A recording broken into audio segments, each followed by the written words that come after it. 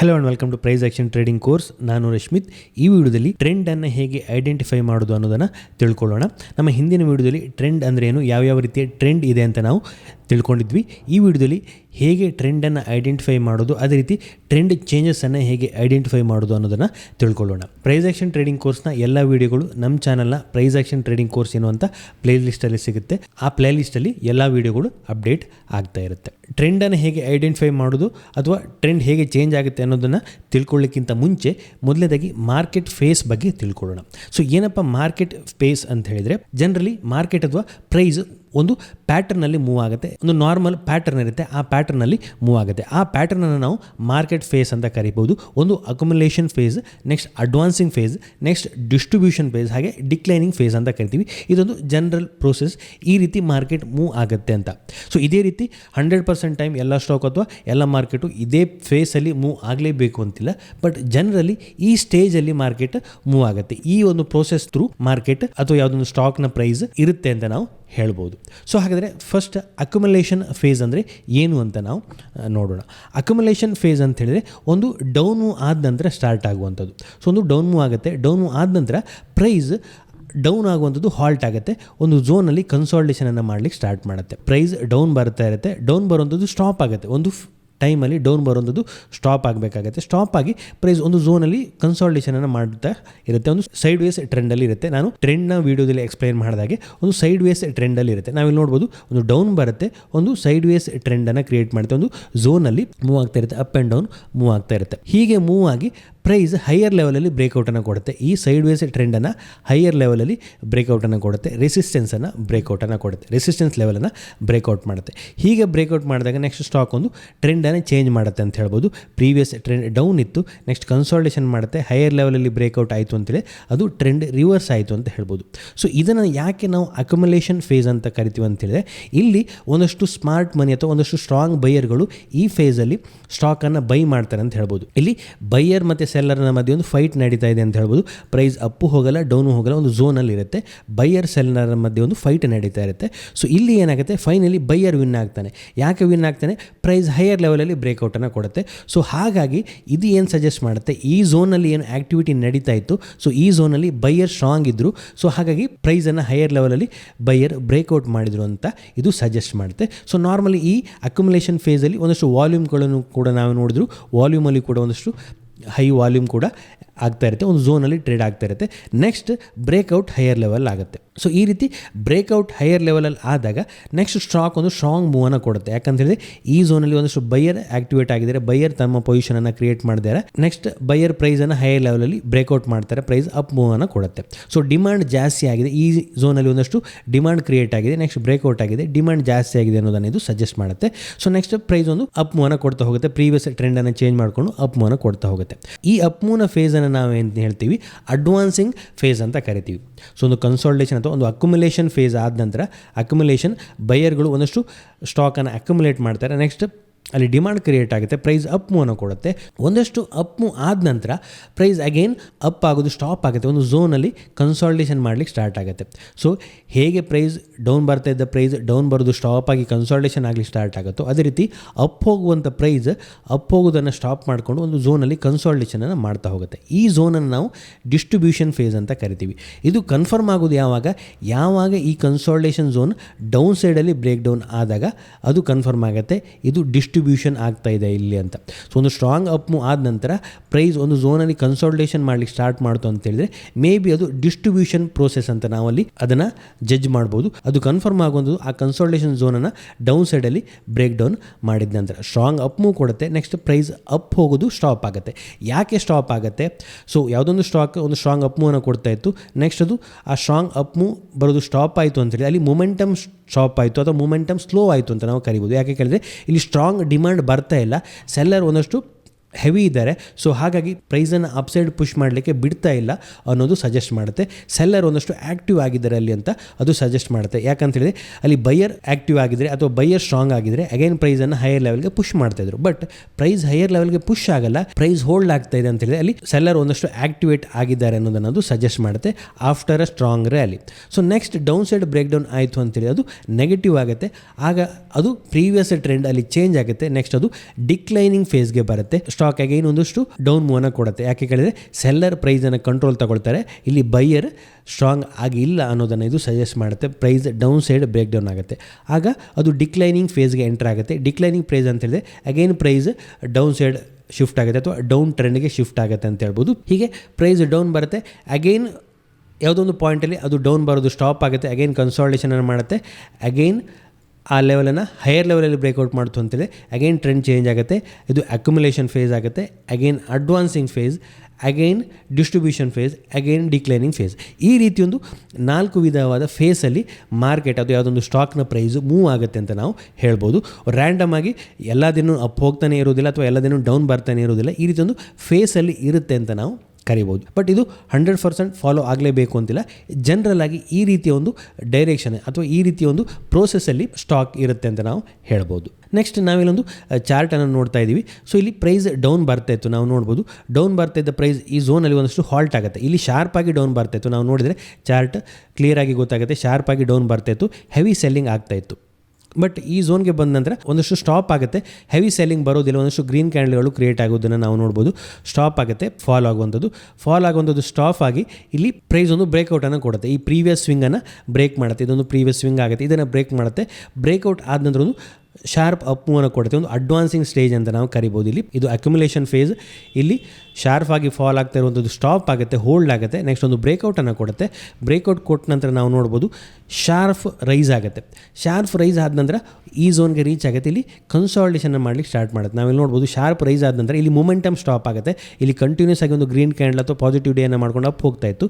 But ಈ ಝೋನ್ಗೆ ಬಂದ ನಂತರ ಒಂದಷ್ಟು ಸೆಲ್ಲಿಂಗ್ ಪ್ರೆಷರ್ ಆ್ಯಡ್ ಆಗುತ್ತೆ, ಸ್ಟಾಪ್ ಆಗಿ ಶಾರ್ಪ್ ಮೂವ್ ಆಗೋದು ಸ್ಟಾಪ್ ಆಗುತ್ತೆ, ಸ್ವಲ್ಪ ಡೌನ್ ಬರುತ್ತೆ, ಅಗೇನ್ ಕನ್ಸಾಲಿಡೇಷನ್, ಸ್ವಲ್ಪ ಡೌನ್, ಅಗೇನ್ ಒಂದು ಅಪ್ ಮೂವನ್ನು ಕೊಡುತ್ತೆ. ಅಪ್ ಮೂವನ್ನು ಕೊಟ್ಟರು ಪ್ರೀವಿಯಸ್ ಸ್ವಿಂಗ್ ಹೈಯನ್ನು ಬ್ರೇಕ್ ಮಾಡಲ್ಲ, ಡೌನ್ ಬರುತ್ತೆ. ನೆಕ್ಸ್ಟ್ ಇಲ್ಲಿ ಈ ಪ್ರೀವಿಯಸ್ ಝೋನನ್ನು ಡೌನ್ ಸೈಡಲ್ಲಿ ಬ್ರೇಕ್ ಡೌನ್ ಮಾಡುತ್ತೆ.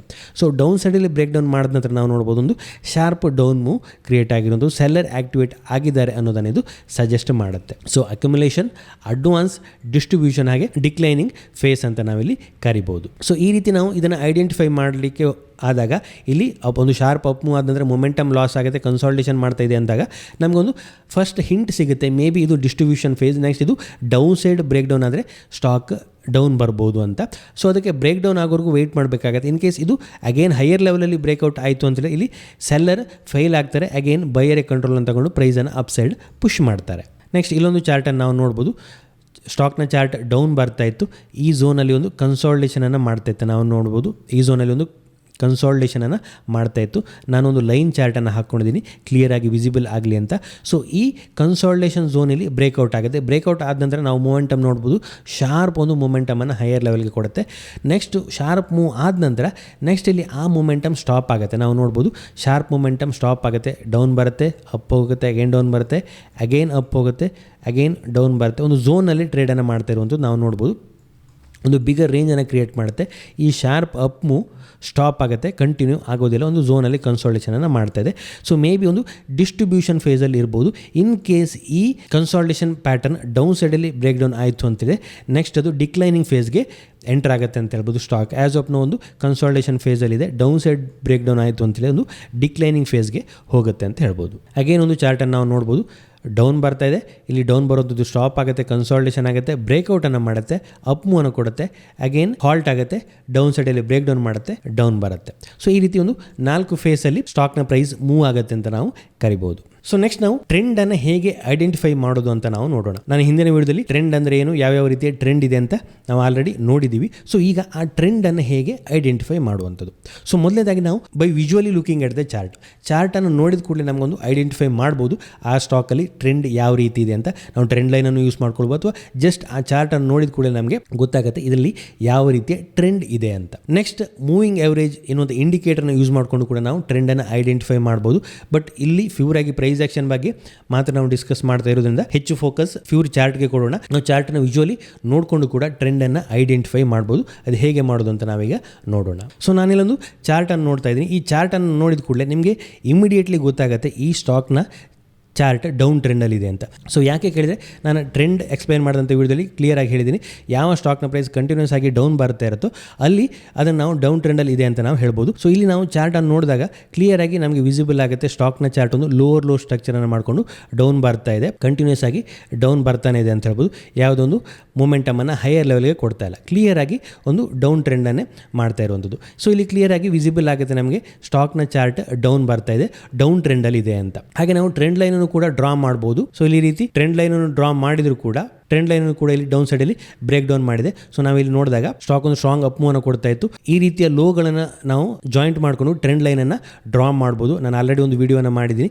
ಮಿನಿಮಮ್ ನಮಗೆ 2 ಸ್ವಿಂಗ್ ಲೋ ಪಾಯಿಂಟ್ಗಳು ಬೇಕಾಗುತ್ತೆ ಕ್ಲಿಯರಾಗಿ ವಿಸಿಬಲ್ ಆಗಬೇಕು ಅಂತೇಳಿ ನಾನು ವೀಕ್ಲಿ ಚಾರ್ಟ್ಗೆ ಕನ್ವರ್ಟ್ ಮಾಡ್ತೀನಿ. ಈ ರೀತಿ ಪಾಯಿಂಟ್ಗಳನ್ನು ಸ್ವಿಂಗ್ ಪಾಯಿಂಟ್ಗಳನ್ನು ನಾವು ಇಲ್ಲಿ ಜಾಯಿಂಟ್ ಮಾಡಿದಾಗ ಇಲ್ಲಿ ಒಂದು ಪಾಯಿಂಟ್, ನೆಕ್ಸ್ಟ್ ಇಲ್ಲೊಂದು ಪಾಯಿಂಟನ್ನು ಜಾಯಿಂಟ್ ಮಾಡಿ ಆ ಲೈನನ್ನು ಎಕ್ಸ್ಟೆಂಡ್ ಮಾಡಿದಾಗ ನಮಗೊಂದು ಟ್ರೆಂಡ್ ಲೈನ್ ಸಿಗುತ್ತೆ.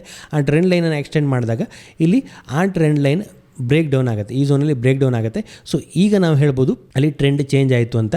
ಸೊ ಈ ಟ್ರೆಂಡ್ ಲೈನನ್ನು ಅದು ರೆಸ್ಪೆಕ್ಟ್ ಮಾಡಿದರೆ ಅಗೇನ್ ಈ ಟ್ರೆಂಡ್ ಲೈನ್ಗಿಂತ ಮೇಲೇ ಇತ್ತು ಅಂತೇಳಿದ್ರೆ ಮೇ ಬಿ ಆ ಟ್ರೆಂಡ್ ಇನ್ನು ಅಪ್ ಟ್ರೆಂಡಲ್ಲಿ ಇತ್ತು ಅಂತ ನಮಗಲ್ಲಿ ಗೊತ್ತಾಗುತ್ತೆ.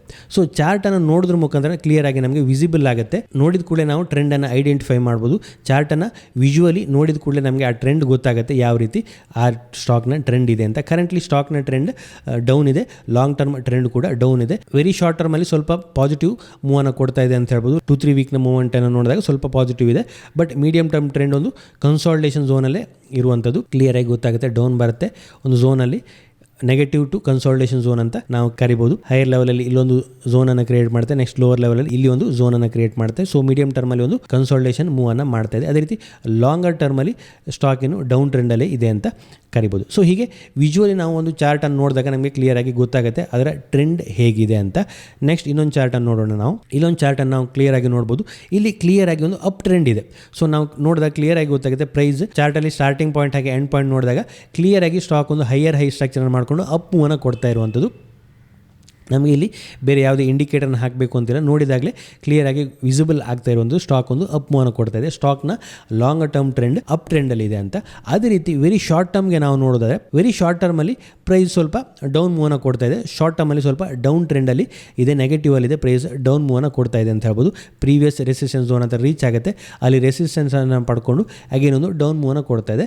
ಶಾರ್ಟ್ ಟರ್ಮ್ ನಾವು ಟ್ರೇಡರ್ ಆಗಿದ್ದರೆ ವೆರಿ ಶಾರ್ಟ್ ಟರ್ಮಲ್ಲಿ ಸ್ವಿಂಗ್ ಟ್ರೇಡಿಂಗ್ ಅಥವಾ ಶಾರ್ಟ್ ಟರ್ಮ್ ಟ್ರೇಡಿಂಗನ್ನು ನಾವು ಮಾಡ್ತಿದ್ರೆ ಇಷ್ಟು ವೆರಿ ಶಾರ್ಟ್ ಟರ್ಮ್ನ ಚಾರ್ಟನ್ನು ನಾವು ನೋಡಿದಾಗ ರೆಸಿಸ್ಟೆನ್ಸ್ ಲೆವೆಲ್ ಹತ್ರ ರೆಸಿಸ್ಟೆನ್ಸನ್ನು ಪಡ್ಕೊಳ್ತಾ ಇದೆ, ಒಂದು ಡೌನ್ ಮೂವನ್ನು ಕೊಡ್ತಾ ಇದೆ. ಸೊ ಇದು ನೆಗೆಟಿವ್ ಆಗುತ್ತೆ, ಶಾರ್ಟ್ ಟರ್ಮಲ್ಲಿ ಚಾರ್ಟ್ನ ನೆಗೆಟಿವ್ ಇದೆ ಅಂತ ಹೇಳುತ್ತೆ. ಅದೇ ರೀತಿ ಲಾಂಗ್ ಟರ್ಮಲ್ಲಿ ಚಾರ್ಟಲ್ಲಿ ಆ್ಯಸ್ ಆಫ್ ನಾವು ಯಾವುದೇ ಪ್ರಾಬ್ಲಮ್ ಇಲ್ಲ, ಕ್ಲಿಯರಾಗಿ ಒಂದು ಅಪ್ ಟ್ರೆಂಡಲ್ಲೇ ಇದೆ ಅಂತ ಹೇಳ್ಬೋದು.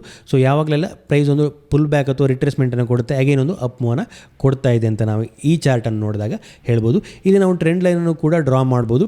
ಇಲ್ಲೊಂದು ಸ್ವಿಂಗ್, ನೆಕ್ಸ್ಟ್ ಇಲ್ಲೊಂದು ಸ್ವಿಂಗ್ ಡ್ರಾ ಮಾಡಿಕೊಂಡು ಆ ಲೈನನ್ನು ಎಕ್ಸ್ಟೆಂಡ್ ಮಾಡಿದಾಗ ಇಲ್ಲಿ ಟ್ರೆಂಡ್ ಲೈನನ್ನು ಕೂಡ ಇಲ್ಲಿ ರೆಸ್ಪೆಕ್ಟ್ ಮಾಡ್ತಾ ಇದೆ ಅಂತ ಹೇಳ್ಬೋದು. ಇಲ್ಲಿ ಸ್ವಿಂಗ್, ಅಗೇನ್ ಒಂದು ಸ್ವಿಂಗ್, ನೆಕ್ಸ್ಟ್ ಇಲ್ಲಿ ಆ ಸ್ವಿಂಗನ್ನು ರೆಸ್ಪೆಕ್ಟ್ ಮಾಡ್ತಾ ಇದೆ, ಈ ಝೋನಲ್ಲಿ ಕೂಡ ರೆಸ್ಪೆಕ್ಟ್ ಮಾಡ್ತಾ ಇದೆ. ನೆಕ್ಸ್ಟ್ ಆಲ್ಮೋಸ್ಟ್ ಈಗ ಈ ಟ್ರೆಂಡ್ ಲೈನ್ ಹತ್ತಿರನೇ ಬಂದು ಟ್ರೇಡಿಂಗ್ ಆಕ್ಟಿವಿಟಿಯನ್ನು ಮಾಡ್ತಾ ಇರುವಂಥದ್ದು. ಸೊ ಈ ಸಪೋರ್ಟ್ ಅಥವಾ ಈ ಟ್ರೆಂಡ್ ಲೈನನ್ನು ಅಗೇನ್ ಸಪೋರ್ಟ್ ಆಗಿ ತಗೊಂಡು ಒಂದು ಪಾಸಿಟಿವ್ ಪ್ರೈಸ್ ಆಕ್ಷನ್ ಕ್ರಿಯೇಟ್ ಮಾಡಿಕೊಂಡು ಅಗೇನ್ ಒಂದು ಅಪ್ ಮೂವನ್ನು ಕೊಡ್ತು ಅಂತಿದೆ. ಇಲ್ಲಿ ಟ್ರೆಂಡ್ ಅಪ್ ಸೈಡಲ್ಲೇ ಕ್ರಿಯೇಟ್ ಆಗುತ್ತೆ. ಈ ಟ್ರೆಂಡ್ ಲೈನ್ ಬ್ರೇಕ್ ಡೌನ್ ಆದರೆ ಮಾತ್ರ ಅದು ನೆಗೆಟಿವ್ ಆಗುತ್ತೆ. ಸೊ ನೆಕ್ಸ್ಟ್ ನಾನು ಇಂಡಿಕೇಟರ್ನ ಯೂಸ್ ಮಾಡಿಕೊಂಡು ಕೂಡ ಹೇಳಿದೆ ಯಾವ ರೀತಿ ನಾವು ಟ್ರೆಂಡನ್ನು ಐಡೆಂಟಿಫೈ ಮಾಡ್ಬೋದು ಅಂತ. ಸೊ ನಾವು ಒಂದು ಮೂವಿಂಗ್ ಆವರೇಜನ್ನು ಹಾಕೊಳ್ಬೋದು. ಸೊ ನಾನು 200 ಡೇ ಮೂವಿಂಗ್ ಆವರೇಜನ್ನು ಲಾಂಗ್ ಟರ್ಮ್ ಟ್ರೆಂಡ್ಗೆ ಯೂಸ್ ಮಾಡ್ಕೊಳ್ಬೋದು. ಆ 200 ಡೇ ಮೂವಿಂಗ್ ಆವರೇಜನ್ನು ಯೂಸ್ ಮಾಡಿಕೊಂಡಾಗ ಅಲ್ಲಿ ಟ್ರೆಂಡ್ ಪಾಸಿಟಿವ್ ಇದೆ ಅಂತ ನಾವು ಹೇಳ್ಬೋದು. ಸೊ ಈಗ ಕರೆಂಟ್ಲಿ ಸ್ಟಾಕ್ 200 ಡೇ ಮೂವಿಂಗ್ ಅವರೇಜ್ಗಿಂತ ಮೇಲೇ ಇದೆ. ಸೊ ಕಂಟಿನ್ಯೂಸ್ ಆಗಿ ಆಲ್ಮೋಸ್ಟ್ ಈ ಝೋನ್ ಹತ್ರ ಬಂದಷ್ಟು 200 ಡೇ ಮೂವಿಂಗ್ ಅವರೇಜ್ ಹತ್ರ ಬಂದಾಗ ಒಂದಷ್ಟು ರೆಸ್ಪಾನ್ಸನ್ನು ಮಾಡ್ತಾ ಇರುವಂಥದ್ದು. ಸೊ ಇಲ್ಲಿ ಕೂಡ ಸ್ವಲ್ಪ ದಿನ ಬ್ರೇಕ್ ಡೌನ್ ಆದರೂ ಕೂಡ ಸ್ಟಾಕ್ ಆ ಮೂವಿಂಗ್ ಅವರೇಜ್ಗಿಂತ ಮೇಲೇ ಟ್ರೇಡಿಂಗ್ ಆ್ಯಕ್ಟಿವಿಟಿಯನ್ನು ಮಾಡ್ತಾ ಇರುವಂಥದ್ದು. ಈಗ ಕೂಡ 200 ಡೇ ಮೂವಿಂಗ್ ಅವರೇಜ್ಗಿಂತ ಹತ್ತಿರನೇ ಬಂದಿರುವಂಥದ್ದು. ಈ ಝೋನ್ಗಿಂತ ಈ 200 ಡೇ ಮೂವಿಂಗ್ ಅವರೇಜ್ಗಿಂತ ಮೇಲೇ ಸಸ್ಟೈನ್ ಆಗ್ತಾ ಇತ್ತು ಅಂತೇಳಿ ಕೂಡ ಟ್ರೆಂಡ್ ನಾವು ಪಾಸಿಟಿವ್ ಇದೆ ಅಂತ ಕರಿಬೋದು. ಲಾಂಗ್ ಟರ್ಮ್ ಟ್ರೆಂಡಿಗೆ ನಾವು 200 ಡೇ ಮೂವಿಂಗ್ ಅವರೇಜನ್ನು ಯೂಸ್ ಮಾಡ್ಕೊಳ್ತೀವಿ. ಬಟ್ ಬೆಟರ್ ಇರುವಂಥದ್ದು ನಾವು ಪ್ರೈಸನ್ನು ಯೂಸ್ ಮಾಡಿಕೊಂಡು ಫೈಂಡ್ ಔಟ್ ಮಾಡೋದು ಬೆಟರ್ ಆಗುತ್ತೆ ಸ್ಟಾಕ್ನ ಟ್ರೆಂಡ್ ಯಾವ ರೀತಿ ಇದೆ ಅಂತ. ಸೊ ವಿಜುವಲಿ ನಾವು ನೋಡಿದಾಗ ಗೊತ್ತಾಗುತ್ತೆ ಟ್ರೆಂಡ್ ಲೈನ್ ಬೇಕು ಅಂತಲೂ ಕೂಡ ಇಲ್ಲ, ಸ್ಟಾಕ್ನ ಟ್ರೆಂಡ್ ಯಾವ ರೀತಿ ಇದೆ ಅಂತ ನೀವು ಚಾರ್ಟನ್ನು ನೋಡ್ತಾ ಹೋದಾಗ ನಿಮ್ಗದು ಎಕ್ಸ್ಪೀರಿಯನ್ಸ್ ಆಗುತ್ತೆ. ಮತ್ತು ನನ್ನ ಹಿಂದಿನ ವೀಡಿಯೋದಲ್ಲಿ ಎಕ್ಸ್ಪ್ಲೈನ್ ಮಾಡಿದಾಗೆ ಸ್ಟ್ರಕ್ಚರ್ ಪಾಸಿಟಿವ್ ಇತ್ತು, ಹೈಯರ್ ಹೈ ಸ್ಟ್ರಕ್ಚರಲ್ಲಿ ಇತ್ತು ಅಂತೇಳಿ ಅದು ಅಪ್ ಟ್ರೆಂಡಲ್ಲೇ ಇರುತ್ತೆ ಅಂತ ನಾವು ನೋಡ್ಬೋದು. ಈ ಚಾರ್ಟ್ ಒಂದು ಕ್ಲಿಯರ್ ಆದ ವಿಸಿಬಲ್ ಆಗ್ತದೆ. ಕ್ಲಿಯರ್ ಆಗಿ ಒಂದು ಹೈಯರ್ ಹೈ ಸ್ಟ್ರಕ್ಚರ್ನೇ ಮಾಡಿಕೊಂಡು ಸ್ಟಾಕ್ ಒಂದು ಅಪ್ ಮೂವ್ನ ಕೊಡ್ತಾ ಇರುವಂಥದ್ದು. ಪ್ರೀವಿಯಸ್ ಮೇಜರ್ ಸ್ವಿಂಗ್ ಲೋಗಳನ್ನು ಬ್ರೇಕ್ ಡೌನ್ ಮಾಡ್ತಾ ಇಲ್ಲ, ಹೈಯರ್ ಹೈ ಸ್ಟ್ರಕ್ಚರ್ನ ಮಾಡಿಕೊಂಡು ಅಪ್ ಮೂವ್ನ ಕೊಡ್ತಾಯಿದೆ. ಸೊ ಕ್ಲಿಯರ್ ಆಗಿ ಒಂದು ಅಪ್ ಟ್ರೆಂಡಲ್ಲಿ ಇದೆ ಅಂತ ನಾವು ಐಡೆಂಟಿಫೈ ಮಾಡ್ಬೋದು.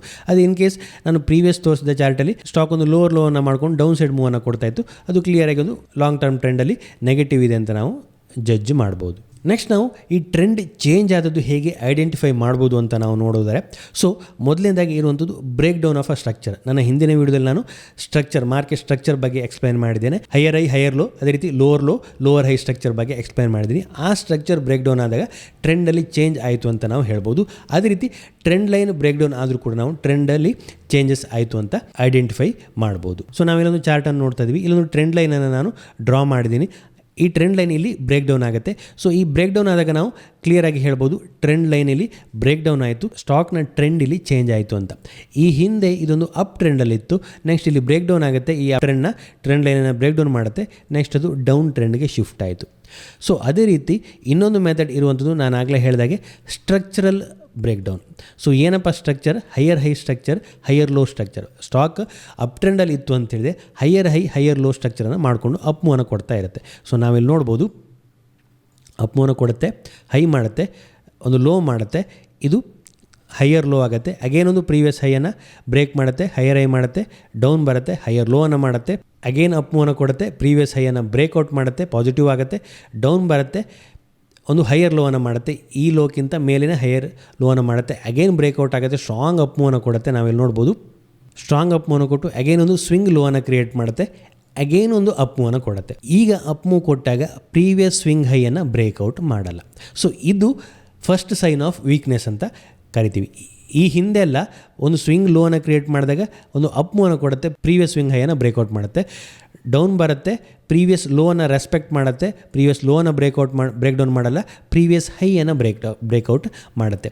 ಈಗ ಅಪ್ ಹೋಗುತ್ತೆ, ಡೌನ್ ಬರುತ್ತೆ, ಅಗೇನ್ ಒಂದು ಅಪ್ ಮೂವ್ನ ಕೊಡುತ್ತೆ, ಡೌನ್ ಬರುತ್ತೆ. ಈಗ ಡೌನ್ ಬರಲಿಕ್ಕಿಂತ ಮುಂಚೆ ಪ್ರೀವಿಯಸ್ ಸ್ವಿಂಗ್ ಹೈಯನ್ನು ಬ್ರೇಕ್ಔಟ್ ಮಾಡಲ್ಲ. ಸೊ ಇಲ್ಲಿ ಸೆಲ್ಲರ್ ಅಗೇನ್, ಇಲ್ಲಿ ಯಾರು ಸೆಲ್ ಮಾಡಿರ್ತಾರೆ, ಈ ಸೆಲ್ಲರ್ ಪ್ರೈಸನ್ನು ಏನು ಡೌನ್ ಸೈಡ್ ಪುಷ್ ಮಾಡಿರ್ತಾನೆ, ಅವನು ಸ್ಟ್ರಾಂಗರ್ ಸೆಲ್ಲರ್ ಅಂತ ಇಲ್ಲಿ ಇದು ಸಜೆಸ್ಟ್ ಮಾಡುತ್ತೆ. ಯಾವಾಗ ಪ್ರೈಸ್ ಅಪ್ ಹೋಗುತ್ತೆ, ಅಗೈನ್ ಡೌನ್ ಬರುತ್ತೆ, ಪ್ರೀವಿಯಸ್ ಸ್ವಿಂಗ್ ಹೈಯನ್ನು ಬ್ರೇಕ್ ಡೌನ್ ಮಾಡದೆ ಡೌನ್ ಬಂದಾಗ ಫಸ್ಟ್ ಸೈನ್ ಇಲ್ಲಿ ನಮಗೆ ಸಿಗುತ್ತೆ, ಸ್ಟ್ರಕ್ಚರಲ್ಲಿ ಸ್ವಲ್ಪ ಚೇಂಜಸ್ ಆಗಲಿಕ್ಕೆ ಸ್ಟಾರ್ಟ್ ಆಗಿದೆ, ಸೆಲ್ಲರ್ಗಳು ಸ್ಟ್ರಾಂಗ್ ಇದ್ದಾರೆ ಅಂತ. ಅಗೈನ್ ಡೌನ್ ಬರುತ್ತೆ, ಡೌನ್ ಬಂದು ಅಗೈನ್ ಒಂದು ಅಪ್ ಮೂವನ್ನು ಕೊಡುವಂಥ ಅಟೆಂಪ್ಟನ್ನು ಮಾಡುತ್ತೆ. ಅಟೆಂಪ್ಟ್ ಮಾಡಿದರೂ ಕೂಡ ಪ್ರೀವಿಯಸ್ ಸ್ವಿಂಗ್ ಹೈಯನ್ನು ಬ್ರೇಕ್ ಔಟ್ ಮಾಡಲಿಕ್ಕೆ ಆಗಲ್ಲ, ಡೌನ್ ಬರುತ್ತೆ, ಅಗೇನ್ ಅಪ್ ಮೂವನ್ನು ಕೊಡುವಂಥ ಪ್ರಯತ್ನವನ್ನು ಮಾಡಿದರೂ ಕೂಡ ಪ್ರೀವಿಯಸ್ ಸ್ವಿಂಗ್ ಹೈಯನ್ನು ಬ್ರೇಕ್ಔಟ್ ಮಾಡಲ್ಲ. ನೆಕ್ಸ್ಟ್ ಫೈನಲಿ ಡೌನ್ ಬರುತ್ತೆ, ಈ ಪ್ರೀವಿಯಸ್ ಸ್ವಿಂಗ್ ಲೋಗಳನ್ನು ಬ್ರೇಕ್ ಡೌನ್ ಮಾಡುತ್ತೆ. ಸೊ ಈ ಲೋವನ್ನು ಬ್ರೇಕ್ ಡೌನ್ ಮಾಡಿದಾಗ ಏನಾಗುತ್ತೆ, ಸ್ಟ್ರಕ್ಚರಲ್ಲಿ ಚೇಂಜಸ್ ಆಯಿತು, ಹೈಯರ್ ಲೋ ಸ್ಟ್ರಕ್ಚರ್ ಚೇಂಜಸ್ ಆಯಿತು, higher high, higher low structure changes ಆಯಿತು. ಇದು ಹೈಯರ್ ಹೈ ಇತ್ತು, ಇದು ಲೋವರ್ ಹೈ ಆಯಿತು. ನೆಕ್ಸ್ಟ್ ಇದು ಲೋವರ್ ಹೈ ಆಯಿತು, ಯಾಕಂತೇಳಿದ್ರೆ ಪ್ರೀವಿಯಸ್ ಹೈಯನ್ನು ಬ್ರೇಕ್ಔಟ್ ಮಾಡಲಿಕ್ಕೆ ಆಗಲಿಲ್ಲ. ಸೊ ಹಾಗಾಗಿ ಇದು ಲೋವರ್ ಹೈ ಆಯಿತು, ಯಾಕಂತೇಳಿದ್ರೆ ಈ ಹೈಕ್ಕಿಂತ ಕೆಳಗಡೆನೇ ಈ ಹೈ ಇದೆ, ಲೋವರ್ ಹೈ ಆಯಿತು. ನೆಕ್ಸ್ಟ್ ಡೌನ್ ಬರುತ್ತೆ, ಈ ಲೋವನ್ನು ಬ್ರೇಕ್ ಡೌನ್ ಮಾಡುತ್ತೆ, ಒಂದು ಫ್ರೆಶ್ ಲೋವನ್ನು ಕ್ರಿಯೇಟ್ ಮಾಡುತ್ತೆ, ಇಲ್ಲೊಂದು ಫ್ರೆಶ್ ಲೋವನ್ನು ಕ್ರಿಯೇಟ್ ಮಾಡುತ್ತೆ, ಲೋವರ್ ಲೋ ಆಗುತ್ತೆ. ಸೊ ಈಗ ಸ್ಟ್ರಕ್ಚರಲ್ಲಿ ಇಲ್ಲಿ ಬ್ರೇಕ್ ಡೌನ್ ಆದಾಗ ಆ ಸ್ಟಾಕ್ನ ಟ್ರೆಂಡ್ ಇಲ್ಲಿ ಚೇಂಜ್ ಆಯಿತು ಅಂತ ನಾವು ಹೇಳ್ಬೋದು.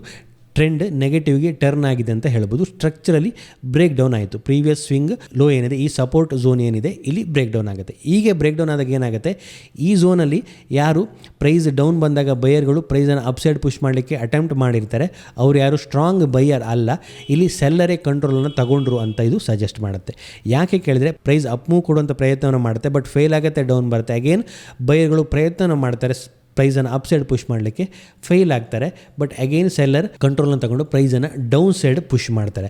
ಆಗ ಇಲ್ಲಿ ಸ್ಟ್ರಕ್ಚರಲ್ಲಿ ಚೇಂಜಸ್ ಆಯಿತು. ಇಲ್ಲಿ ಇನ್ ಕೇಸ್ ನಾವು ಬೈ ಪೊಸಿಷನ್ನ ಹೊಂದಿದ್ವಿ ಅಂತ ಹೇಳಿದ್ರೆ ಇಲ್ಲಿ ಎಕ್ಸಿಟ್ ಮಾಡುವಂಥ ಸೈನ್, ಯಾಕಂತೇಳಿದ್ರೆ ಸ್ಟಾಕ್ನ ಸ್ಟ್ರಕ್ಚರಲ್ಲಿ higher high structure, higher low structure change ಆಯಿತು, ಲೋವರ್ ಲೋಗೆ ಟರ್ನ್ ಆಯಿತು ಅಂತ ಕರಿಬೋದು. ಟ್ರೆಂಡ್ ಚೇಂಜ್ ಆಗುವಂಥ ಸಿಗ್ನಲನ್ನು ಇಲ್ಲಿ ಕೊಡ್ತು. ಅದಾದ ನಂತರ ನಾವು ನೋಡ್ಬೋದು ಲೋನ ಕ್ರಿಯೇಟ್ ಮಾಡುತ್ತೆ, ಅಗೇನ್ ಒಂದು ಅಪ್ ಮೂವನ್ನು ಕೊಡುತ್ತೆ, ಅಪ್ ಮೂವನ್ನು ಕೊಟ್ಟಾಗ ಪ್ರೀವಿಯಸ್ ಬ್ರೇಕ್ ಡೌನ್ ಲೆವೆಲ್ಗೆ ರೀಚ್ ಆಗುತ್ತೆ, ಅಲ್ಲಿ ಅಗೇನ್ ಸೆಲ್ಲರ್ ಪ್ರೈಸನ್ನು ಡೌನ್ ಸೈಡ್ ಪುಷ್ ಮಾಡ್ತಾರೆ, ಅಗೇನ್ ಡೌನ್ ಬರುತ್ತೆ, ಲೋವರ್ ಲೋವನ್ನು ಕ್ರಿಯೇಟ್ ಮಾಡ್ತಾ ಹೋಗುತ್ತೆ, ಪ್ರೀವಿಯಸ್ ಸ್ವಿಂಗ್ಗಳನ್ನು ಬ್ರೇಕ್ಔಟ್ ಮಾಡಲಿಕ್ಕೆ ಆಗೋದಿಲ್ಲ, ಫ್ರೆಶ್ ಲೋವನ್ನೇ ಕ್ರಿಯೇಟ್ ಮಾಡ್ತಾ ಹೋಗುತ್ತೆ, ಅಗೇನ್ ಡೌನ್ ಬರುತ್ತೆ, ಒಂದು ಲೋಗಳನ್ನೇ ಕ್ರಿಯೇಟ್ ಮಾಡಿಕೊಂಡು ಡೌನ್ ಬರ್ತಾ ಇರುವಂಥದ್ದು. ಸೊ ಇಲ್ಲಿ ಬ್ರೇಕ್ ಡೌನ್ ಆದಾಗ ಸೆಲ್ಲರ್ ಕಂಟ್ರೋಲನ್ನು ತಗೊಳ್ತಾರೆ, ಪ್ರೈಸನ್ನು ಡೌನ್ ಸೈಡ್ ಪುಷ್ ಮಾಡ್ತಾರೆ, again up move, again down, again up move, again down ಬರುತ್ತೆ. ಈಗ ಒಂದು ಫ್ರೆಶ್ ಲೋವನ್ನು ಕ್ರಿಯೇಟ್ ಮಾಡೋದಿಲ್ಲ, ಪ್ರೀವಿಯಸ್ ಲೋವನ್ನು ಹೋಲ್ಡ್ ಮಾಡ್ತಾ ಇದೆ. ಬಟ್ ಟ್ರೆಂಡಲ್ಲಿ ಸ್ವಲ್ಪ ಚೇಂಜಸ್ ಬರಬೇಕು ಅಂತ ಹೇಳಿದ್ರೆ ಈ ಸ್ವಿಂಗ್ ಹೈ ಬ್ರೇಕ್ಔಟ್ ಆಗಬೇಕಾಗತ್ತೆ. ಯಾಕೆ ಕೇಳಿದ್ರೆ ಇಲ್ಲಿ ಡೌನ್ ಬರುತ್ತೆ, ಅಪ್ ಮೂವನ್ನು ಕೊಡುವಂಥ ಪ್ರಯತ್ನವನ್ನು ಮಾಡುತ್ತೆ, ಸಪೋರ್ಟನ್ನು ತಗೊಳುತ್ತೆ, ಅಗೇನ್ ಅಪ್ ಮೂವನ್ನು ಕೊಡುತ್ತೆ, ಪ್ರೀವಿಯಸ್ ಸ್ಮಾಲ್ ಹೈಯನ್ನು ಬ್ರೇಕ್ಔಟ್ ಮಾಡುತ್ತೆ.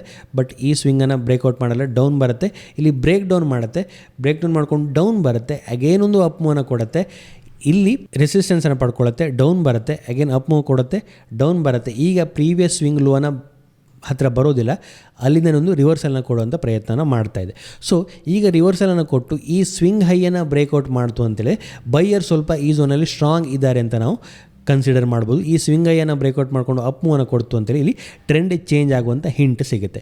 ಇಲ್ಲ ಅಗೇನ್ ಒಂದು ರೆಸಿಸ್ಟೆನ್ಸನ್ನು ಫೇಸ್ ಮಾಡ್ಕೊಂಡು ಡೌನ್ ಬಂದು ಅಗೇನ್ ಒಂದು ಫ್ರೆಶ್ ಲೋವನ್ನು ಕ್ರಿಯೇಟ್ ಮಾಡ್ತು ಅಂತೇಳಿ ಟ್ರೆಂಡ್ ಚೇಂಜ್ ಆಗೋದಿಲ್ಲ, ಅಗೇನ್ ಟ್ರೆಂಡ್ ಡೌನ್ ಸೈಡಲ್ಲೇ ಕಂಟಿನ್ಯೂ ಆಗುತ್ತೆ. ಸೊ ಈ ರೀತಿ ನಾವು ಮೇಯ್ನ್ ಆಗಿ ಸ್ಟ್ರಕ್ಚರ್ ಮೇಲೆ, ಪ್ರೈಸ್ ಆಕ್ಷನ್ ಮೇಲೆ ಇಂಪಾರ್ಟೆನ್ಸ್ ಅಂತ ಕೊಟ್ಟಾಗ ಹೈಯರ್ ಹೈ ಹೈಯರ್ ಲೋ ಅಥವಾ ಲೋವರ್ ಹೈ ಸ್ಟ್ರಕ್ಚರ್ ಮೇಲೆ ಇಂಪಾರ್ಟೆನ್ಸನ್ನು ಕೊಟ್ಟಾಗ ನಮಗೆ ಟ್ರೆಂಡಲ್ಲಿ ಚೇಂಜಸನ್ನು ಐಡೆಂಟಿಫೈ ಮಾಡಲಿಕ್ಕೆ ಆಗುತ್ತೆ. ನೆಕ್ಸ್ಟ್ ನಾವು ಒಂದು ಇಂಟ್ರಾಡೇ ಚಾರ್ಟನ್ನು ನೋಡ್ತಾ ಇದ್ದೀವಿ, ನಿಫ್ಟಿಯ ಇಂಟ್ರಾಡೇ ಚಾರ್ಟನ್ನು ನೋಡ್ತಾ ಇದ್ದೀವಿ. ಸೊ ಸ್ಟಾಕ್ನ ಪ್ರೈಸ್ ಇಲ್ಲಿ ಡೌನ್ ಬರುತ್ತೆ, ನಾವಿಲ್ಲಿ ನೋಡ್ಬೋದು ಸ್ಟಾಕ್ನ ಪ್ರೈಸ್ ಡೌನ್ ಬರ್ತಾ ಇರುತ್ತೆ, ಒಂದು ಡೌನ್ ಮೂವನ್ನು ಕೊಡುತ್ತೆ, ಒಂದು ಸ್ವಿಂಗನ್ನು ಮಾಡುತ್ತೆ, ಅಗೈನ್ ಡೌನ್ ಬರುತ್ತೆ, ಅಗೈನ್ ಒಂದು ಅಪ್ ಮೂವನ್ನು ಕೊಡುತ್ತೆ, ಇಲ್ಲಿ ಸ್ವಿಂಗನ್ನು ಬ್ರೇಕ್ಔಟ್ ಮಾಡುತ್ತೆ, ಪ್ರೀವಿಯಸ್ ಸ್ವಿಂಗನ್ನು ಬ್ರೇಕ್ಔಟ್ ಮಾಡುತ್ತೆ, ಫ್ರೆಶ್ ಲೋವನ್ನು ಕ್ರಿಯೇಟ್ ಮಾಡೋದಿಲ್ಲ, ಅಗೈನ್ ಡೌನ್ ಬರುತ್ತೆ, ಅಪ್ ಮೂವನ್ನು ಕೊಡುತ್ತೆ, ಪ್ರೀವಿಯಸ್ ಸ್ವಿಂಗನ್ನು ಬ್ರೇಕ್ಔಟ್ ಮಾಡುತ್ತೆ, ಇಲ್ಲಿ ಹೈಯರ್ ಲೋಗಳನ್ನು ಕ್ರಿಯೇಟ್ ಮಾಡುತ್ತೆ. ಈ ಎಲ್ಲ ಲೋಗಳು ಪ್ರೀವಿಯಸ್ ಲೋಕ್ಕಿಂತ ಹೈಯರ್ ಲೆವೆಲಲ್ಲಿ ಇದೆ, ಅದೇ ರೀತಿ ಈ ಎಲ್ಲ ಹೈಗಳು ಪ್ರೀವಿಯಸ್ ಹೈಕ್ಕಿಂತ ಹೈಯರ್ ಲೆವೆಲಲ್ಲಿ ಇರುವಂಥದ್ದು. ಈ ಲೋಗಳು ಹೈಯರ್ ಲೋವನ್ನು ಕ್ರಿಯೇಟ್ ಮಾಡ್ತಾ ಇರುತ್ತೆ. ಸೊ ಹಾಗಾಗಿ ಈ ಟ್ರೆಂಡ್ ಇಲ್ಲಿ ಬ್ರೇಕ್ಔಟನ್ನು ಮಾಡ್ಕೊಂಡಾಗ ಚೇಂಜಸ್ ಆಯಿತು, ಚೇಂಜಸ್ ಆಗಿ ಕಂಟಿನ್ಯೂಸ್ ಆಗಿ ಒಂದು ಹೈಯರ್ ಲೋವನ್ನೇ ಕ್ರಿಯೇಟ್ ಮಾಡಿಕೊಂಡು ಅಪ್ ಮೂವನ್ನು ಕೊಡ್ತಾಯಿತ್ತು. ನಾವೆಲ್ಲಿ ನೋಡ್ಬೋದು ಪ್ರೀವಿಯಸ್ ಸ್ವಿಂಗನ್ನು ರೆಸ್ಪೆಕ್ಟ್ ಮಾಡ್ತಾಯಿತ್ತು, ಇಲ್ಲಿ ಈ ಝೋನನ್ನು ಹೋಲ್ಡ್ ಮಾಡುತ್ತೆ, ಅಗೇನ್ ಡೌನ್ ಬರುತ್ತೆ, ಪ್ರೀವಿಯಸ್ ಸ್ವಿಂಗನ್ನು ರೆಸ್ಪೆಕ್ಟ್ ಮಾಡುತ್ತೆ, ಅಪ್ ಮೂವನ್ನು ಕೊಡುತ್ತೆ, ಡೌನ್ ಬರುತ್ತೆ, ಅಗೇನ್ ಒಂದು ಅಪ್ ಮೂವನ್ನು ಕೊಡುತ್ತೆ, ಅಗೇನ್ ಅಪ್ ಮೂವನ್ನು ಕೊಟ್ಟು ಈಗ ಏನಾಗುತ್ತೆ ಪ್ರೀವಿಯಸ್ ಸ್ವಿಂಗ್ ಹೈಯನ್ನು ಬ್ರೇಕ್ಔಟ್ ಮಾಡಲ್ಲ, ಡೌನ್ ಬರುತ್ತೆ, ಪ್ರೀವಿಯಸ್ ಸ್ವಿಂಗ್ ಲೋವನ್ನು ಬ್ರೇಕ್ ಡೌನ್ ಮಾಡುತ್ತೆ, ಒಂದು ಫ್ರೆಶ್ ಲೋವನ್ನು ಕ್ರಿಯೇಟ್ ಮಾಡುತ್ತೆ. ಆಗ ಏನಾಗುತ್ತೆ ಈ ಹೈಯರ್ ಲೋ ಸ್ಟ್ರಕ್ಚರಲ್ಲಿ ಫೇಲ್ ಆಗುತ್ತೆ, ಇಲ್ಲಿ ಒಂದು ಫ್ರೆಶ್ ಲೋ ಕ್ರಿಯೇಟ್ ಆಗುತ್ತೆ, ಪ್ರೀವಿಯಸ್ ಲೋ ಬ್ರೇಕ್ ಡೌನ್ ಆಗುತ್ತೆ, ಲೋವರ್ ಲೋ ಆಗುತ್ತೆ, ಈ ಲೋಕ್ಕಿಂತ ಕೆಳಗಡೆ ಇನ್ನೊಂದು ಲೋವನ್ನು ಕ್ರಿಯೇಟ್ ಮಾಡುತ್ತೆ, ಈ ಹೈಕ್ಕಿಂತ ಕೆಳಗಡೆ ಇನ್ನೊಂದು ಹೈಯನ್ನು ಕ್ರಿಯೇಟ್ ಮಾಡಿರುತ್ತೆ, ಲೋವರ್ ಹೈ ಆಗುತ್ತೆ, ಫ್ರೆಶ್ ಲೋವನ್ನು ಕ್ರಿಯೇಟ್ ಮಾಡುತ್ತೆ. ಫ್ರೆಶ್ ಲೋವನ್ನು ಕ್ರಿಯೇಟ್ ಮಾಡಿದಾಗ ಅಲ್ಲಿ ಟ್ರೆಂಡ್ ಚೇಂಜ್ ಆಯಿತು ಅಂತ ನಾವು ಹೇಳ್ಬೋದು. ಇಲ್ಲಿ ನಾವು ನೋಡ್ಬೋದು ಒಂದು ಅಪ್ ಟ್ರೆಂಡ್ ಇಲ್ಲಿ ಚೇಂಜ್ ಆಗುತ್ತೆ, ಡೌನ್ ಟ್ರೆಂಡ್ಗೆ ಚೇಂಜ್ ಆಗುತ್ತೆ, ಇಲ್ಲಿ ಫ್ರೆಶ್ ಬ್ರೇಕ್ ಡೌನನ್ನು ಮಾಡುತ್ತೆ, ಒಂದು ಲೋವನ್ನು ಪ್ರೀವಿಯಸ್ ಸ್ವಿಂಗ್ ಲೋವನ್ನು ಕ್ರಿಯೇಟ್ ಮಾಡಿತ್ತು, ಅಪ್ ಮೂವನ್ನು ಕೊಡುತ್ತೆ, ಫೇಲ್ ಆಗುತ್ತೆ ಅಪ್ ಹೋಗಲಿಕ್ಕೆ, ಪ್ರೀವಿಯಸ್ ಹೈಯನ್ನು ಬ್ರೇಕ್ ಡೌನ್ ಮಾಡಲ್ಲ, ಡೌನ್ ಬರುತ್ತೆ, ಅಪ್ ಮೂವನ್ನು ಕ್ರಿಯೇಟ್ ಮಾಡುತ್ತೆ, ಫ್ರೆಶ್ ಅಗೇನ್ ಒಂದು ಲೋವನ್ನು ಕ್ರಿಯೇಟ್ ಮಾಡುತ್ತೆ, ಅಗೇನ್ ಒಂದು ಅಪ್ ಮೂವ್, ಅಗೇನ್ ಲೋವನ್ನು ಕ್ರಿಯೇಟ್ ಮಾಡುತ್ತೆ, ಪ್ರೀವಿಯಸ್ ಲೋವನ್ನು ಹೋಲ್ಡ್ ಮಾಡುತ್ತೆ, ಅಪ್ ಮೂವನ್ನು ಕೊಡುತ್ತೆ, ಬಟ್ ಪ್ರೀವಿಯಸ್ ಸ್ವಿಂಗ್ ಹೈಯನ್ನು ಬ್ರೇಕ್ಔಟ್ ಮಾಡಲ್ಲ, ಹೈಯರ್ ಹೈಯನ್ನು ಕ್ರಿಯೇಟ್ ಮಾಡಲಿಕ್ಕೆ ಫೇಲ್ ಆಗುತ್ತೆ, ಲೋವರ್ ಹೈಯನ್ನೇ ಕ್ರಿಯೇಟ್ ಮಾಡುತ್ತೆ, ಪ್ರೀವಿಯಸ್ ಹೈಯನ್ನು ಬ್ರೇಕ್ಔಟ್ ಮಾಡಲ್ಲ, ಡೌನ್ ಬರುತ್ತೆ, ಫ್ರೆಶ್ ಲೋ ಕ್ರಿಯೇಟ್ ಮಾಡುತ್ತೆ, ಅಗೇನ್ ಫ್ರೆಶ್ ಲೋವನ್ನು ಕ್ರಿಯೇಟ್ ಮಾಡುತ್ತೆ, again up move, again down ಬರುತ್ತೆ, ಅಗೇನ್ ಅಪ್ ಮೂವನ್ನು ಕೊಡುತ್ತೆ, ಪ್ರೀವಿಯಸ್ ಹೈಯನ್ನು ಬ್ರೇಕ್ಔಟ್ ಮಾಡುವಂಥ ಪ್ರಯತ್ನವನ್ನು ಮಾಡುತ್ತೆ, ಬಟ್ ಫೇಲ್ ಆಗುತ್ತೆ, ಅಗೇನ್ ಡೌನ್ ಬರುತ್ತೆ, ಒಂದು ಫ್ರೆಶ್ ಲೋವನ್ನು ಕ್ರಿಯೇಟ್ ಮಾಡುತ್ತೆ, ಲೋವರ್ ಲೋವನ್ನು ಕ್ರಿಯೇಟ್ ಮಾಡುತ್ತೆ, ಕಂಟಿನ್ಯೂಸ್ ಆಗಿ ಲೋವರ್ ಹೈಯನ್ನು ಕ್ರಿಯೇಟ್ ಮಾಡುತ್ತೆ, ಪ್ರೀವಿಯಸ್ ಮೇಜರ್ ಸ್ವಿಂಗ್ಗಳನ್ನು ಬ್ರೇಕ್ಔಟ್ ಮಾಡೋದಿಲ್ಲ. ಸೊ ನೆಕ್ಸ್ಟ್ ಇಲ್ಲಿ ಟ್ರೆಂಡ್ ಚೇಂಜಸ್ ಆಗಬೇಕು ಅಂತೇಳಿದ್ರೆ ಮೇಜರ್ ಸ್ವಿಂಗ್ ಹೈಗಳೇನಿದೆ ಈ ಸ್ವಿಂಗ್ ಹೈಗಳನ್ನೋದು ಬ್ರೇಕ್ಔಟ್ ಮಾಡಿ ಮೂವನ್ನು ಕೊಡಬೇಕಾಗತ್ತೆ. ಆಗ ಈ ಡೌನ್ ಟ್ರೆಂಡ್ ಅಪ್ ಟ್ರೆಂಡ್ಗೆ ಟರ್ನ್ ಆಯಿತು ಅಂತ ಕರಿಬೋದು. ಇಮಿಡಿಯೇಟ್ಲಿ ಒಂದು ಪಾಸಿಟಿವ್ ಅಲ್ಲೇ ಇದೆ, ವೆರಿ ಶಾರ್ಟ್ ಟರ್ಮಲ್ಲಿ ನಾವು ನೋಡ್ಬೋದು ಇಲ್ಲಿ ಒಂದು ಪ್ರೀವಿಯಸ್ ಸ್ವಿಂಗನ್ನು ಬ್ರೇಕ್ಔಟ್ ಮಾಡಿರುವಂಥದ್ದು, ವೆರಿ ಶಾರ್ಟ್ ಟರ್ಮಲ್ಲಿ ಪಾಸಿಟಿವ್ ಇರುವಂಥದ್ದು, ಸ್ವಲ್ಪ ಪಾಸಿಟಿವ್ ಮೂವನ್ನು ಹೈಯರ್ ಲೆವೆಲ್ ಕೊಡುವಂಥ ಸಾಧ್ಯತೆ ಇದೆ. ಅಗೇನ್ ಇಲ್ಲೊಂದು ಚಾರ್ಟನ್ನು ನಾವು ನೋಡ್ಬೋದು, ಆಗ ನೋಡಿದ ಚಾರ್ಟನ್ನೇ ಕ್ಲಿಯರ್ ಆಗಿ ಒಂದು ಸ್ಟ್ರಕ್ಚರ್ ಹೈಯರ್ ಇದೆ, ಹೈಯರ್ ಹೈ ಸ್ಟ್ರಕ್ಚರನ್ನೇ ಮಾಡಿಕೊಂಡು ಸ್ಟಾಕ್ ಒಂದು ಅಪ್ ಮೂವನ್ನು ಕೊಡ್ತಾ ಇರುವಂಥದ್ದು, ಪಾಸಿಟಿವ್ ಚಾರ್ಟನ್ನೇ ಮಾಡಿಕೊಂಡು ಅಪ್ ಮೂವನ್ನು ಕೊಡ್ತಾ ಇದೆ. ಇಲ್ಲಿ ಕೂಡ ಹೈಯರ್ ಹೈಯನ್ನು ಮಾಡುತ್ತೆ, ಪ್ರೀವಿಯಸ್ ಸ್ವಿಂಗನ್ನು ಹೋಲ್ಡ್ ಮಾಡುತ್ತೆ, ಇಲ್ಲಿ ನಾವು ನೋಡ್ಬೋದು. ಈಗ ಮಾತ್ರ ಆ ಸ್ಟ್ರಕ್ಚರ್ ಸ್ವಲ್ಪ ಹಾಲ್ಟ್ ಆಗಿದೆ ಅಂತ ಹೇಳ್ಬೋದು. ರೀಸೆಂಟ್ ಚಾರ್ಟನ್ನು ನಾವು ನೋಡಿದಾಗ ಒಂದು ಅಪ್ ಮೂವನ್ನು ಕೊಡುತ್ತೆ, ಡೌನ್ ಬರುತ್ತೆ, again up move, again break ಡೌನನ್ನು ಮಾಡುತ್ತೆ, ಪ್ರೀವಿಯಸ್ ಸ್ವಿಂಗನ್ನು ಬ್ರೇಕ್ ಡೌನ್ ಮಾಡುತ್ತೆ, ಅಗೇನ್ ಒಂದು ಅಪ್ ಮೂವ್, ಪ್ರೀವಿಯಸ್ ಸ್ವಿಂಗ್ ಹೈಯನ್ನು ಬ್ರೇಕ್ಔಟ್ ಮಾಡಲ್ಲ, ಡೌನ್ ಸೈಡಲ್ಲಿ ಬ್ರೇಕ್ ಡೌನ್ ಮಾಡಿದೆ. ಸೊ ಈ ಸ್ವಿಂಗನ್ನು ಈಗ ಬ್ರೇಕ್ ಡೌನ್ ಮಾಡಿದೆ, ಫಸ್ಟ್ ಸೈನ್ ಆಫ್ ನೆಗೆಟಿವ್ ಬಂದಿದೆ ಅಂತ ಹೇಳ್ಬೋದು. ನೆಕ್ಸ್ಟ್ ಅದು ಕನ್ಫರ್ಮ್ ಆಗುವಂಥದ್ದು ಈ ಟ್ರೆಂಡ್ ಲೈನ್ ಏನಿದೆ, ಈ ಟ್ರೆಂಡ್ ಲೈನ್ ಬ್ರೇಕ್ ಡೌನ್ ಆದಾಗ ಹಾಗೆ ಇಲ್ಲೊಂದು ಇಂಪಾರ್ಟೆಂಟ್ ಸಪೋರ್ಟ್ ಇದೆ. Next support and resistance concept ಬಂದಾಗ ಗೊತ್ತಾಗುತ್ತೆ. ಸಪೋರ್ಟ್ ಆ್ಯಂಡ್ ರೆಸಿಸ್ಟೆನ್ಸ್ ಕಾನ್ಸೆಪ್ಟ್ ಹಾಗೆ ನಾವು ಈ ಹೈಯರ್ ಲೋ ಅದೇ ರೀತಿ ಲೋವರ್ ಹೈ ಸ್ಟ್ರಕ್ಚರ್ನ ಕಂಬೈನ್ ಮಾಡಿಕೊಂಡು ಅನಲೈಸ್ ಮಾಡೋದು ಯಾವ ರೀತಿ ಅಂತ ಗೊತ್ತಾಗುತ್ತೆ. ಸೊ ಇಲ್ಲಿ ಲೋವರ್ ಲೋವನ್ನು ಮಾಡ್ಲಿಕ್ಕೆ ಸ್ಟಾರ್ಟ್ ಮಾಡಿದೆ ಅಂತ ಹೇಳ್ಬೋದು. ಬಟ್ ಈ ಸಪೋರ್ಟ್ ಏನಿದೆ ಒಂದು ಬ್ರೇಕ್ಔಟ್ ಲೆವೆಲ್ ಆಗುತ್ತೆ. ಈ ಸಪೋರ್ಟನ್ನು ಅಗೈನ್ ಬ್ರೇಕ್ ಡೌನ್ ಮಾಡ್ತು ಅಂತೇಳಿ ಇಲ್ಲಿ ಇಂಪಾರ್ಟೆಂಟ್ ಪಾಯಿಂಟ್ ಇರುವಂಥದ್ದು 200 ಮೂವಿಂಗ್ ಆವರೇಜ್, ಟ್ರೆಂಡ್ ಲೈನ್ ಹಾಗೆ ಒಂದು ಸಪೋರ್ಟ್ ಲೆವೆಲ್ ಇದೆ. ಇನ್ ಕೇಸ್ ಈ ಸಪೋರ್ಟ್ ಲೆವೆಲನ್ನು ಬ್ರೇಕ್ ಡೌನ್ ಮಾಡ್ತು ಅಂತೇಳಿ ಇಲ್ಲಿ ಟ್ರೆಂಡ್ ಚೇಂಜ್ನ ಕನ್ಫರ್ಮ್ ಆಗಿದೆ. ಆ್ಯಸ್ ಆಫ್ ನಾವು ಒಂದು ಹಿಂಟ್ ಕೊಡ್ತಾ ಇದೆ, ಟ್ರೆಂಡ್ ಮೇ ಬಿ ಚೇಂಜಸ್ ಆಗ್ಬೋದು, ಮೇ ಬಿ ಇದೊಂದು ಡಿಸ್ಟ್ರಿಬ್ಯೂಷನ್ ಝೋನ್ ಅಂತ ಇದು ಹಿಂಟನ್ನು ಕೊಡ್ತಾ ಇದೆ. ಇನ್ ಕೇಸ್ ಈ ಟ್ರೆಂಡ್ ಲೈನ್ಗಿಂತ ಕೆಳಗಡೆ ಹಾಗೆ ಈ ಸಪೋರ್ಟ್ ಝೋನ್ಗಿಂತ ಕೆಳಗಡೆ ಸಸ್ಟೈನ್ ಆಯಿತು ಅಂತೇಳಿ ಇಲ್ಲಿ ಟ್ರೆಂಡ್ ಚೇಂಜಸ್ ಆಗುತ್ತೆ. ಸೊ ಈ ರೀತಿ ನಾವು ಐಡೆಂಟಿಫೈ ಮಾಡ್ಬೋದು ಟ್ರೆಂಡನ್ನು. ಅದೇ ರೀತಿ ಸ್ಟ್ರಕ್ಚರಲ್ಲಿ ಚೇಂಜಸ್ ಆದಾಗ ಆ ಸ್ಟಾಕಲ್ಲಿ ಟ್ರೆಂಡ್ ಚೇಂಜ್ ಆಗಿದೆ, ಚೇಂಜ್ ಆಗ್ತಾ ಇದೆಯಾ, ಆ ಸ್ಟಾಕ್ನ ಸ್ಟ್ರಕ್ಚರ್ ಹೇಗೆ ಇದೆ ಅಂತ ನಾವು ಐಡೆಂಟಿಫೈ ಮಾಡ್ಬೋದು. ಇದಿಷ್ಟು ಈ ವಿಡಿಯೋದಲ್ಲಿ. ಇನ್ನು ಮುಂದಿನ ವಿಡಿಯೋದಲ್ಲಿ ಇನ್ನಷ್ಟು ಕಾನ್ಸೆಪ್ಟ್ಗಳನ್ನು ತಿಳ್ಕೊಳ್ಳೋಣ. Thank you.